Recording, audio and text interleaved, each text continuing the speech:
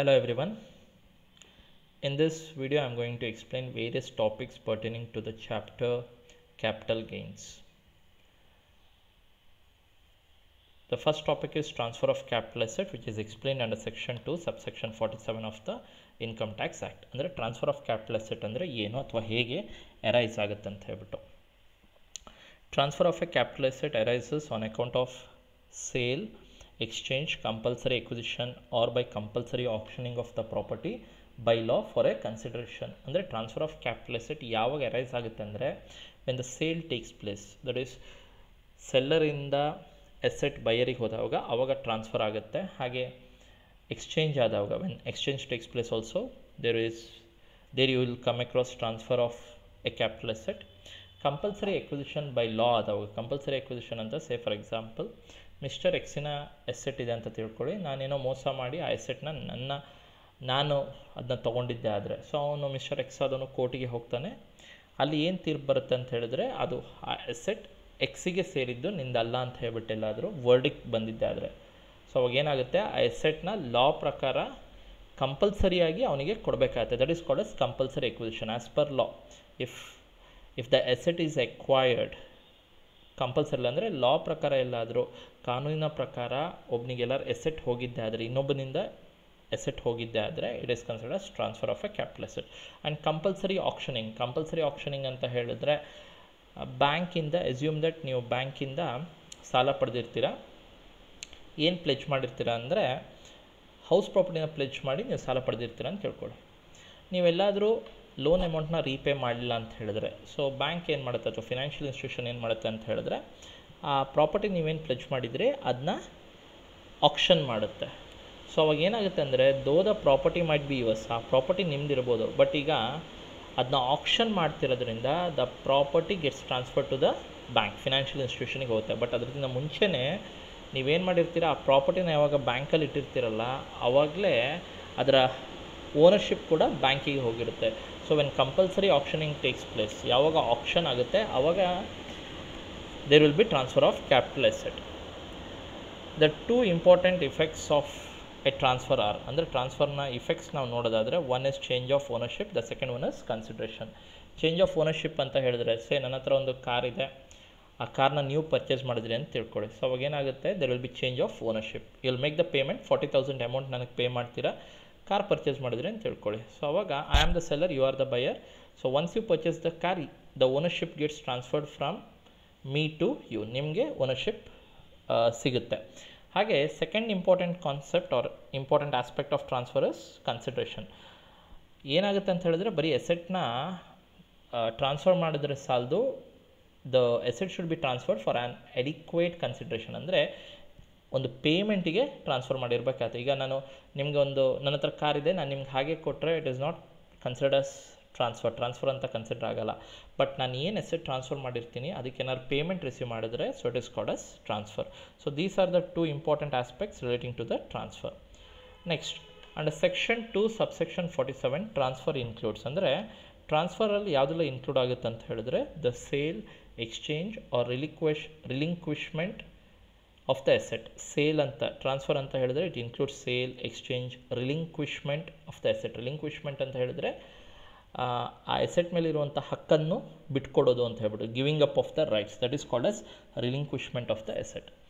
Next is the extinguishment of any rights therein, ಅಂದರೆ ಆ ಎಸೆಟ್ಗೆ ಸಂಬಂಧಪಟ್ಟ ಹಾಗೆ ಯಾವುದೇ ಹಕ್ಕುಗಳಿದ್ದರೆ ರೈಟ್ಸ್ ಏನಿರುತ್ತೆ ಸೊ ಅದನ್ನ ಎಕ್ಸ್ಟಿಂಗ್ವಿಶ್ ಅಂತ ಹೇಳಿದ್ರೆ giving up of the rights ಅಂತ ಹೇಳಿದ್ರು. Even that also considered as transfer.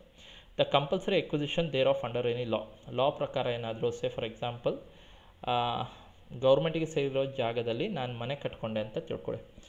So ಅವಾಗ ಏನಾಗುತ್ತೆ ಅಂದರೆ ಗೌರ್ಮೆಂಟಿಗೆ ಸೇರಿರೋ ಜಾಗ ಯಾರು ಈಗ ಫಾರೆಸ್ಟ್ ಡಿಪಾರ್ಟ್ಮೆಂಟ್ ಆಗಿರ್ಬೋದು, ರೆವಿನ್ಯೂ ಡಿಪಾರ್ಟ್ಮೆಂಟ್ ಆದವರು ಅವ್ರು ಏನು ಮಾಡ್ತಾರೆ ಅಂದರೆ ಕೋರ್ಟಿಗೆ ಕೇಸ್ ಹಾಕ್ತಾರೆ, ಆ ಜಾಗ ಗೌರ್ಮೆಂಟಿಗೆ ಸೇರಿದ್ದು ಸೊ ಇಂಥ ಪರ್ಸನಿಗೆ ಸೇರಿದ್ದಲ್ಲ. ಸೊ ಕೋರ್ಟ್ ಏನು ಹೇಳುತ್ತೆ ಅಂತ ಹೇಳಿದ್ರೆ ನೀವು ಆ ಜಾಗನ ನೀವು ತಗೊಳ್ಳಿ ಅಂತ ಹೇಳುತ್ತೆ ಫಾರೆಸ್ಟ್ ಡಿಪಾರ್ಟ್ಮೆಂಟ್ ಅಥವಾ ರೆವಿನ್ಯೂ ಡಿಪಾರ್ಟ್ಮೆಂಟ್. ಸೊ ಅವಾಗ ಆ್ಯಸ್ ಪರ್ ದ ಲಾ ಅವ್ರು ಏನು ಮಾಡ್ತಾರೆ ಅಂದರೆ ಆ ಜಾಗ ನಾನು ಮನೆ ಕಟ್ಟಿರ್ಬೋದು ಬಟ್ ಅದು ನನ್ನ ಪ್ರಾಪರ್ಟಿ ಅಲ್ಲ, ಅದು ಗೌರ್ಮೆಂಟಿಗೆ ಸೇರಿದ್ದು. ಅವ್ರು ಏನು ಮಾಡ್ತಾರೆ ಅಂದರೆ they will come and confiscate, ಆ ಲ್ಯಾಂಡ್ನ ಏನು ಮಾಡ್ತಾರೆ ಅಂದರೆ ಅವ್ರು ಅದನ್ನ ತೊಗೊಳ್ತಾರೆ. ಸೊ ಆ್ಯಸ್ ಪರ್ ಲಾ ಅವ್ರು ಏನು ಮಾಡೋದು ಅಂತ ಹೇಳಿದ್ರೆ ಕಂಪಲ್ಸರಿಯಾಗಿ ಎಕ್ವೈರ್ ಮಾಡುವಂಥದ್ದು it is also considered as transfer. where the asset is converted by the owner thereof into the stock in trade of a business carried on by him.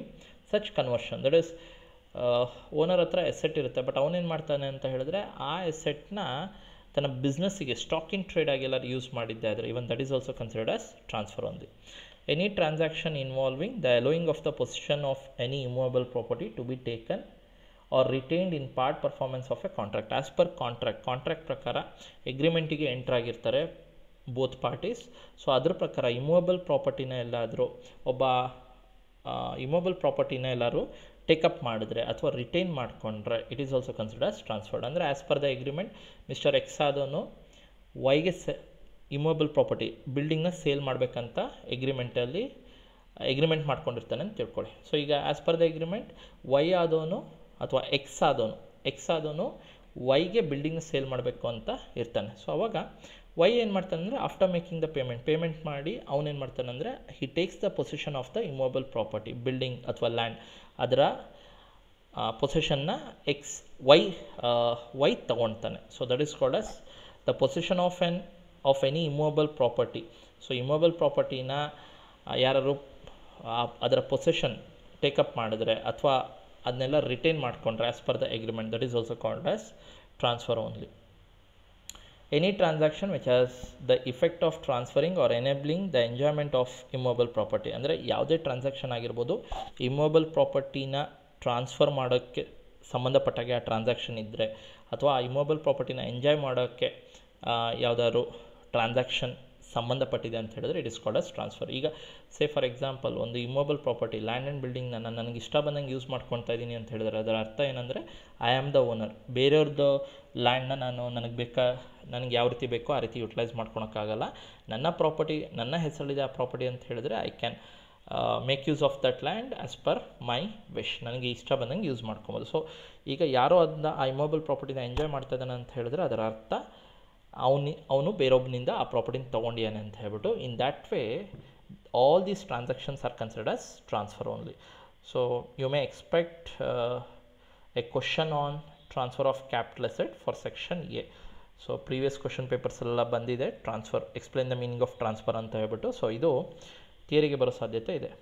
Next transactions not regarded as transfer. ಯಾವ ಟ್ರಾನ್ಸಾಕ್ಷನ್ಸ್ನ ನಾವು transfer ಅಲ್ಲ ಅಂತ treat ಮಾಡ್ತೀವಿ ಅಂದರೆ transfer of assets on the total R partial partition of a ಫ್ಯಾಮಿಲಿದು assets ಇರುತ್ತೆ. So partition ಆಯಿತು, ಅವ್ರು ಏನು ಮಾಡ್ಕೊಂಡ್ರು ಅಂತ ಹೇಳಿದ್ರೆ ಫ್ಯಾಮಿಲಿದು ಎಸೆಟ್ಸ್ ಏನಿದೆಯಲ್ಲ ಅದು ಎಲ್ಲರೂ ಡಿವೈಡ್ ಮಾಡಿಕೊಂಡ್ರು. ಅದು ಫುಲ್ ಪಾರ್ಟಿಷನ್ ಆಗಿರ್ಬೋದು ಅಥವಾ ಪಾರ್ಷಿಯಲ್ ಪಾರ್ಟಿಷನ್, ಅಂದರೆ ಎಲ್ಲ ಫ್ಯಾಮಿಲಿಗೆ ಸಂಬಂಧಪಟ್ಟಿರುವಂಥ ಎಲ್ಲ ಎಸೆಟ್ಸ್ನ ಎಲ್ಲರೂ ಫ್ಯಾಮಿಲಿ ಮೆಂಬರ್ಸ್ ಡಿವೈಡ್ ಮಾಡ್ಕೊಬೋದು ಅಥವಾ ಕೆಲವೊಂದು ಎಸೆಟ್ಸ್ ಮಾತ್ರ ಪಾರ್ಷಿಯಲ್ ಪಾರ್ಟಿಷನ್ನು ಮಾಡ್ಕೊಬೋದು. Once again such transactions are not considered as transfer under income tax act. Assets transferred under a will or gift or to an irrevocable trust. So ಯಾರಾದರೂ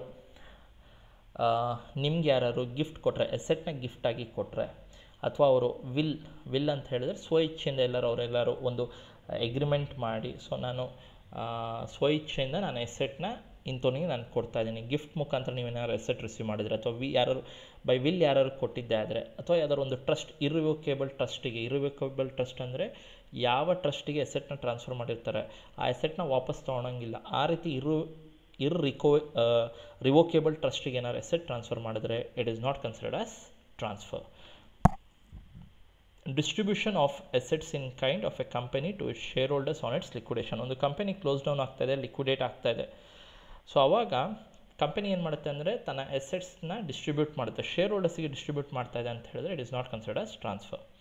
assets acquired by way of succession or inheritance ಅಂತ ಹೇಳಿದ್ರೆ, succession ಅಂತ ಹೇಳಿದ್ರೆ ಈಗ ತಂದೆ ನಂತರ property ಯಾರಿಗೆ ಸೇರುತ್ತೆ ಅಂದರೆ ಮಗಳಿಗೆ ಅವರ ಮಕ್ಕಳಿಗೆ ಸೇರುತ್ತೆ. ಸೊ ಅದು ತಂದೆ ಕಾಲ ಆದ ನಂತರ ಸೊ ಅದೇನಾಗುತ್ತೆ ಅಂದರೆ ಮಕ್ಕಳಿಗೆ ಆ ಪ್ರಾಪರ್ಟಿ ಸೇರುತ್ತೆ. So this is called A succession ಅಥವಾ ಇನ್ಹೆರಿಟೆನ್ಸ್. ಪಿತ್ರಾರ್ಜಿತವಾಗಿ ಏನು ಬರುತ್ತೆ ಎಸೆಟ್ಸ್ ಆಗಿರ್ಬೋದು, it is not considered as transfer. Point number E, transfer of assets by a holding company to a wholly owned subsidiary company in India or vice versa.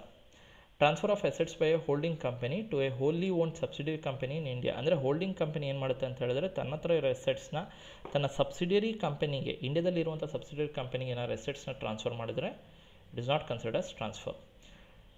Point number F, transfer of shares by the shareholders of the amalgamating companies in exchange for the shares of the amalgamated companies. In your 6th sem, probably 6th sem BCom ಅಲ್ಲಿ ನಿಮಗೆ ಅಮಲ್ಗಮೇಷನ್ ಅಂತ chapter ಬರುತ್ತೆ. ಅಮಲ್ಗಮೇಷನ್ ಅಂತ ಹೇಳಿದ್ರೆ ಏನಂದರೆ, ಎರಡು company ಇರುತ್ತೆ, ಎರಡು ಕಂಪನಿ ತಮ್ಮ ಬಿಸ್ನೆಸ್ನ ಕ್ಲೋಸ್ ಮಾಡಿ ಆ ಎರಡು ಕಂಪನಿ ಸೇರಿ ಹೊಸ ಕಂಪನಿನ ಫಾರ್ಮ್ ಮಾಡುತ್ತೆ. That is called us ಅಮಲ್ಗಮೇಷನ್. ಅಮಲ್ಗಮೇಷನ್ ಅಂತ ಹೇಳಿದ್ರೆ ಎರಡು ಕಂಪನಿ ತನ್ನ ಬಿಸ್ನೆಸ್ನ ಕ್ಲೋಸ್ ಮಾಡಿ ಆ ಎರಡೂ ಕಂಪನಿ ಸೇರಿ ಒಂದು ಹೊಸ ಕಂಪನಿನ ಫಾರ್ಮ್ ಮಾಡುತ್ತೆ. ಈ ಹೊಸ ಕಂಪನಿಯ ಬಿಸ್ನೆಸ್ ಏನಾಗಿರುತ್ತೆ ಅಂತ ಹೇಳಿದ್ರೆ ಹಳೆ ಕಂಪನಿದೇ ಬಿಸ್ನೆಸ್ ಆಗಿರುತ್ತೆ. ಈಗ ಬಾಟಾ ಮತ್ತು ಪ್ಯಾರಾಗಾನ್ ಅಂತ ತಿಳ್ಕೊಳ್ಳಿ. These two companies are involved in footwear business. ಈ ಎರಡೂ ಕಂಪನಿ ಪ್ಯಾರಾಗಾನ್ ಮತ್ತು ಬಾಟಾ ತಮ್ಮ ಬಿಸ್ನೆಸ್ನ ಕ್ಲೋಸ್ ಮಾಡಿ ಈ ಎರಡು ಕಂಪನಿ ಸೇರಿ ಒಂದು ಎಕ್ಸ್ ಲಿಮಿಟೆಡ್ ಅಂತ ಕಂಪನಿ ಫಾರ್ಮ್ ಮಾಡ್ತಾ ಅಂತ ತಿಳ್ಕೊಳ್ಳಿ. ಸೊ ಈಗ ನ್ಯೂ ಕಂಪನಿ ಏನಿದೆಯಲ್ಲ ಅದರ ಬಿಸ್ನೆಸ್ ಕೂಡ ಓಲ್ಡ್ ಕಂಪನಿ ಬಿಸ್ನೆಸ್ಸೇ ಆಗಿರುತ್ತೆ. It is nothing but footwear ಬಿಸ್ನೆಸ್ಸಲ್ಲೇ ಈ ನ್ಯೂ ಕಂಪನಿ ತನ್ನ ಬಿಸ್ನೆಸ್ನ ಮುಂದುವರಿಸ್ತಾ ಹೋಗುತ್ತೆ. And what is said in the point is transfer of shares by the share holders of the amalgamating company in exchange for the shares of the amalgamated company. Amalgamating company ಅಂತ ಹೇಳಿದ್ರೆ closing company. ಈಗ I give the example, Bata ಮತ್ತು Paragon ಏನು ಮಾಡುತ್ತೆ ಅಂತ ಹೇಳಿದ್ರೆ ತನ್ನ ಬಿಸ್ನೆಸ್ನ close ಮಾಡುತ್ತೆ. ಕ್ಲೋಸ್ ಮಾಡಿದವಾಗ ಆ ಎರಡೂ ಕಂಪನಿಯ ಓಲ್ಡ್ ಕಂಪನೀಸ್ ಏನಿರುತ್ತಲ್ಲ, ಅಂದರೆ ಕ್ಲೋಸಿಂಗ್ ಕಂಪನೀಸ್, ನಮ್ಮ ಬಿಸ್ನೆಸ್ನ ಯಾವ್ದು ಕ್ಲೋಸ್ ಮಾಡ್ತಿದೆ ಆ ಕಂಪನೀಸ್. ಸೊ ಆ ಕಂಪನಿ ಶೇರ್ ಹೋಲ್ಡರ್ಸ್ ಏನು ಮಾಡ್ತಾರೆ ಅಂದರೆ, ಈಗ ಹೊಸ ಕಂಪನಿ ಎಕ್ಸ್ ಲಿಮಿಟೆಡ್ ಅಂತ ಹೊಸ ಕಂಪನಿನ ಸ್ಟಾರ್ಟ್ ಮಾಡಿದ್ರು. ಈಗ ಆ ಕಂಪನಿಯವರು ನ್ಯೂ ಕಂಪನಿ ಆದವರು, ಹೊಸ ಕಂಪನಿ ಆದವರು ಹಳೆ ಕಂಪನಿಯ ಶೇರ್ ಹೋಲ್ಡರ್ಸಿಗೆ ಶೇರ್ಸ್ನ ಕೊಟ್ಟಿದ್ದೆ ಆದರೆ, I hope you are able to understand. Paragon ಮತ್ತು ಬಾಟಾ ತಮ್ಮ ಬಿಸ್ನೆಸ್ನ ಕ್ಲೋಸ್ ಮಾಡಿ ಹೊಸ ಕಂಪನಿನ ಫಾರ್ಮ್ ಮಾಡ್ತದೆ ಎಕ್ಸ್ ಲಿಮಿಟೆಡ್ ಅಂತ ಅಸ್ಯೂಮ್ ಮಾಡಿ. ಈಗ as per this transaction point number F ಪ್ರಕಾರ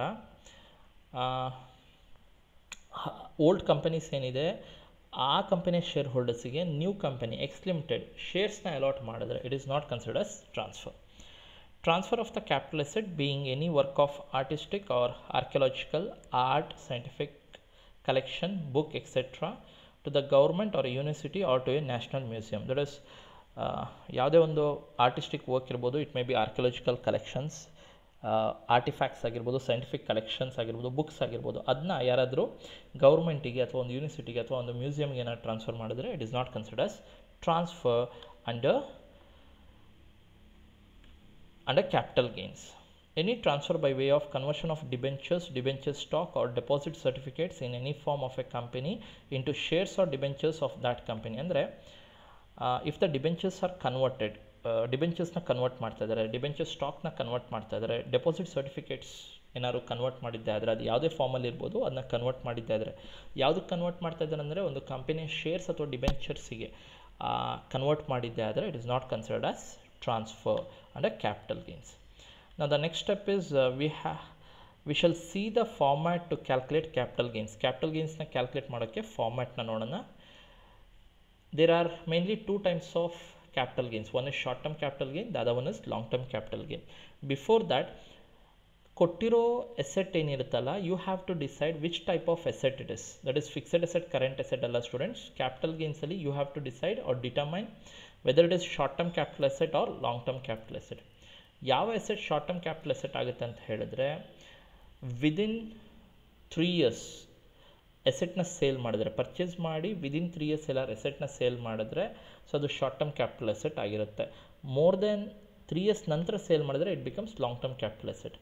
next, in case of land and building, immovable property ಕೇಸಲ್ಲಿ ವಿದಿನ್ 2 years ಎಲ್ಲರೂ ಲ್ಯಾಂಡ್ ಆ್ಯಂಡ್ ಬಿಲ್ಡಿಂಗ್ನ ಎಲ್ಲರೂ ಸೇಲ್ ಮಾಡಿದ್ದೇ ಆದರೆ, ಪರ್ಫೆಕ್ಟ್ 2 years ಅಥವಾ ವಿದಿನ್ 2 years ಒಳಗೆ ಏನಾದ್ರು ಲ್ಯಾಂಡ್ ಆ್ಯಂಡ್ ಬಿಲ್ಡಿಂಗ್ನ ಸೇಲ್ ಮಾಡಿದ್ದೆ ಆದರೆ it becomes short term capital asset. More than 2 years ಅಂದರೆ 2 years ನಂತರ ಎಲ್ಲರೂ ಸೇಲ್ ಮಾಡಿದ್ರೆ, after 2 years if the land and building is sold it becomes long term capital asset. Next, listed shares ಕೇಸಲ್ಲಿ, so ಅವಾಗೆಲ್ಲ ಏನಾಗುತ್ತೆ, listed securities ಕೇಸಲ್ಲಿ ಏನಾಗುತ್ತೆ ಅಂದರೆ, one second, if it is held for more than 2 years, 12 months ಅಂತ ಹೇಳಿದ್ರೆ 1 year, within 1 year ಎಲ್ಲರೂ sale ಮಾಡಿದ್ರೆ, ಲಿಸ್ಟೆಡ್ ಸೆಕ್ಯೂರಿಟೀಸ್ ಕೇಸಲ್ಲಿ 1 year ಒಳಗೆ ಸೇಲ್ ಮಾಡಿದ್ರೆ short term capital asset, after 1 year sale ಮಾಡಿದ್ರೆ long term capital asset. Unlisted securities ಅಂತ ಕೊಟ್ಟಿದ್ದೆ ಆದರೆ ಅವಾಗ ವಿದಿನ್ 2 years ಸೇಲ್ ಮಾಡಿದ್ರೆ short term, after 2 years sale ಮಾಡಿದ್ರೆ ಲಾಂಗ್ ಟರ್ಮ್ ಕ್ಯಾಪಿಟಲ್ ಎಸೆಟ್ ಆಗುತ್ತೆ. So before that we shall see the format to calculate short term capital gain. See the format students. First you have to consider the sale consideration received. ನಿಮ್ಮ ಪ್ರಾಬ್ಲಮಲ್ಲಿ ಕೊಟ್ಟಿರ್ತಾರೆ sale value ಎಷ್ಟು ಅಂತ ಹೇಳ್ಬಿಟ್ಟು, take it to the last column. Less selling expenses ಇದ್ದರೆ that you have to deduct. Cost of acquisition ಅಂತ ಹೇಳಿದ್ರೆ purchase ಪ್ರೈಸ್ನ you have to deduct. Cost of improvements, ಏನಾದ್ರು ಇಂಪ್ರೂವ್ಮೆಂಟ್ ಮಾಡಿದರೆ ಅಂದರೆ ರಿನೋವೇಟ್ ಮಾಡಿಯಾನೆ, ಇಂಪ್ರೂವ್ ಮಾಡ್ಯಾರೆ, ಈ ರೀತಿ ಬಂದರೆ that you have to consider. ಈ ಮೂರು ಅಮೌಂಟ್ಸ್ನ ನೀವು ಟೋಟಲ್ ಮಾಡಬೇಕು. You have to write it to the last column. Next you will arrive at short term capital gain ಬರುತ್ತೆ. Less exemptions and section 54B and 54D. 54B ಮತ್ತು 54D ಅಲ್ಲಿ ಏನಾದ್ರು ಎಕ್ಸಂಪ್ಷನ್ಸ್ ಇದ್ದರೆ ಡಿಡಕ್ಟ್ ಮಾಡಿ. Exemptions while explaining the problem I will explain. ನಿಮಗೆ exemption ಬಗ್ಗೆ ನಾನು problem explain ಮಾಡ್ತೀನಿ. ಸೊ ಎಕ್ಸಂಪ್ಷನ್ ಏನಾದ್ರು ಇದ್ದರೆ ಡಿಡಕ್ಟ್ ಮಾಡಿ. So you will arrive at the taxable portion of short term capital gain. Short term capital ಗೇನ್ನ taxable ಪೋರ್ಷನ್ಗೆ ನಾವು ಬರ್ತೀವಿ. ಆ್ಯಂಡ್ ಶಾರ್ಟ್ ಟರ್ಮ್ ಕ್ಯಾಪಿಟಲ್ ಗೇನ್ನ ಅದನ್ನ ಹೇಗೆ ಶಾರ್ಟ್ ಫಾರ್ಮಲ್ಲಿ ಬರಿಬೋದು ಅಂದರೆ STCG ಅಂತ ತೊಗೊಬೋದು. So we shall work out a problem students. Rahul purchased A house property on 10th December 2018 for rupees 12 lakh and spent rupees 3,50,000 on its improvement in the year 2019-20. On 2nd November 2019, he sells this property for rupees 30 lakh and incurs 0.75% as brokerage. Find taxable capital gain. First ನೀವೇನು ಮಾಡಬೇಕು ಅಂತ ಹೇಳಿದ್ರೆ ಯಾವ asset ಕೊಟ್ಟಿದ್ದಾರೆ ಅಂತ ನೋಡಬೇಕಾಗುತ್ತೆ. ಇಲ್ಲಿ house property ಅಂತ ಹೇಳ್ತಾ ಇದ್ದಾರೆ. House property is nothing but immovable property, building ಅಂತ ಆಗುತ್ತೆ. In case of land and building ಅಂದರೆ ಇಮ್ಮೂವೇಬಲ್ ಪ್ರಾಪರ್ಟಿ ಕೇಸಲ್ಲಿ, ಹೌಸ್ ಪ್ರಾಪರ್ಟಿ ಕೇಸಲ್ಲಿ ಏನಾಗುತ್ತೆ ಅಂದರೆ ಪರ್ಫೆಕ್ಟ್ 2 years ಅಥವಾ ವಿದಿನ್ 2 years ಸೇಲ್ ಮಾಡಿದರೆ short term capital asset. After 2 years sale ಮಾಡಿದ್ರೆ ಲಾಂಗ್ ಟರ್ಮ್ ಕ್ಯಾಪಿಟಲ್ ಎಸೆಟ್ ಆಗುತ್ತೆ. ಬಟ್ ಈ 2 years ಪೀರಿಯಡ್ ಹೇಗೆ ನಾವು ಕ್ಯಾಲ್ಕುಲೇಟ್ ಮಾಡಬೇಕಂದ್ರೆ ಪರ್ಚೇಸಿಂಗ್ ಡೇಟಿಂದ ಸೆಲ್ಲಿಂಗ್ ಡೇಟ್ ತನಕ ಆ ಡೇಟ್ಸ್ನ ಕನ್ಸಿಡರ್ ಮಾಡಬೇಕು.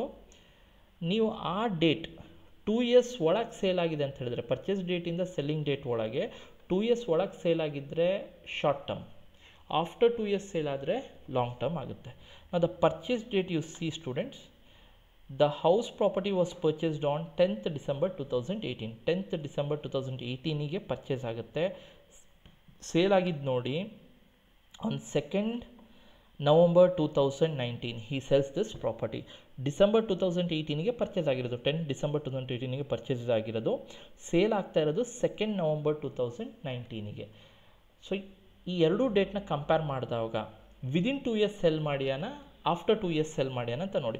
2018ಇಂದ ನೀವು ಮಂತ್ಸ್ ಡಿಸೆಂಬರ್ 2018ಇಂದ ನವಂಬರ್ 2019 ಸೆಲ್ಲಿಂಗ್ ಡೇಟ್ ತನಕ ನೋಡಿದ್ದಾದರೆ ವಿದಿನ್ 2 years ಸೇಲ್ ಆಗಿದೆ. ಹಾಗಾಗಿ ಹೌಸ್ ಪ್ರಾಪರ್ಟಿ ಏನಾಗುತ್ತೆ ಅಂದರೆ it become short term capital asset.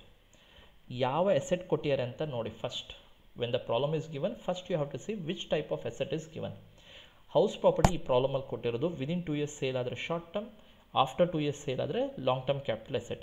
So ಇಲ್ಲೇನಾಗುತ್ತೆ ಅಂದರೆ in the month of December 2018, date ಬಿಟ್ಬಿಡಿ ಫಾರ್ ಟೈಮಿಂಗ್, ಡಿಸೆಂಬರ್ 2018ಗೆ the house was purchased, sale ಆಗಿರೋದು November 2019. So within 2 years sale ಆಯಿತು. ಸೊ ಹಾಗಾಗಿ it become short term capital asset. Short term capital asset ಆದರೆ ನೀವೇನು calculate ಮಾಡಬೇಕಂದ್ರೆ short term capital ಗೇನ್ನ calculate ಮಾಡಬೇಕು. Long term capital asset ಆದರೆ long term capital ಗೇನ್ನ calculate ಮಾಡಬೇಕು. So we shall, since the asset given is short term capital asset, you have to calculate short term capital gain. And see the solution part students. House property is a STCA, that is short term capital asset, as it is transferred within 24 months. Nodi, now theory barivaga when we are saying it orally 2 years anta ಹೇಳ್ತೀವಿ, but when you are writing it, ನೀವು ಅದನ್ನ ಬರಿತಾ ಇದ್ದೀರಾ ಅಥವಾ ನೀವು theoretical ಆಗಿ ನೀವು ಹೇಗೆ ಬರಿಬೇಕು ಅಂತ ಹೇಳಿದ್ರೆ ಮಂತ್ಸಲ್ಲೇ ಬರಿಬೇಕು.